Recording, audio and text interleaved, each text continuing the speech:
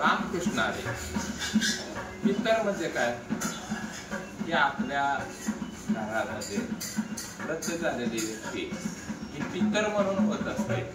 पितर आपल्याला दोष केव्हा देतात तर त्या कुळामध्ये एखादा व्यक्ती किंवा मुलगा मुलगी व्यभिचारानं वागत असेल, वाईट वागत असेल किंवा अनैतिकनं वागत असेल, त्याचं भय वाटत नसेल तर पित्र आक्रोश करतात. मीच म्हणत नाही तर तुकाराम महाराज म्हणतात, अहकटा करती पितर वंशी दुराचारी पुत्र जन्मला. अहकटा म्हणजे आक्रोश करतात. पितर आक्रोश करतात की माझ्या पोटी माझ्या कुळामध्ये असा दुराचारी पुत्र जन्मला. त्याला कधी समजायचं की भजन कीर्तन किंवा देवाचं स्मरण करावं, चांगलं वागावं, म्हणून अहकटा करती पितर वंशी दुराचारी पुत्र जन्मला. रामकृष्ण.